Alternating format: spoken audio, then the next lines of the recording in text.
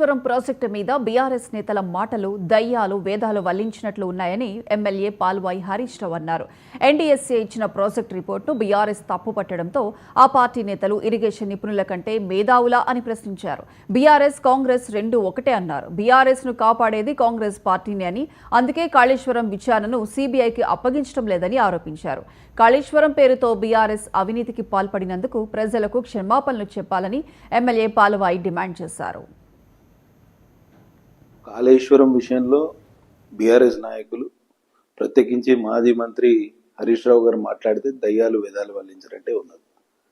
అసలు కాళేశ్వరం మీద వీరికి మాట్లాడడానికి ఏమాత్రం హక్కు లేదు. ఎన్డీఎస్ఏ రిపోర్ట్ ఇచ్చింది, సిడబ్ల్యూసి రిపోర్ట్ ఇచ్చింది, గతంలో సిడబ్ల్యూసి రిపోర్ట్స్ ఉన్నాయి. తుమ్మిడిహెట్టి దగ్గర 165 టీఎంసీల నీళ్లు అందుబాటులో ఉన్నాయని 2015-16 నుండి సిడబ్ల్యూసి రిపోర్ట్ ఇచ్చింది.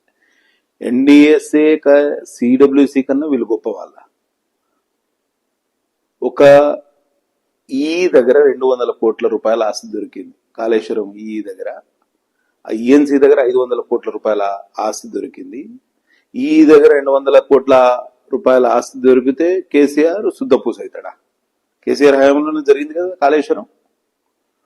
ఈఎన్సీ దగ్గర 500 కోట్ల పైచులకు అక్రమ ఆస్తులు ఏసీబీకి దొరికితే కేసీఆర్ శుద్ధపూస ఎట్లయితాడు ఈ కాళేశ్వరం నిర్మాణంలో? ఒకసారి ఆలోచన చేయాలి. మా నాయకులు కిషన్ రెడ్డి గారు, బండి సంజయ్ గారు ఇదివరకే బీజేపీ పార్టీ లైన్ ను ఎక్స్ప్రెస్ చేసినారు. కాళేశ్వరాన్ని ఏటీఎంగా మార్చుకుంది కేసీఆర్ కుటుంబం. 1,00,000 కోట్ల అవినీతి చేసిండ్రు.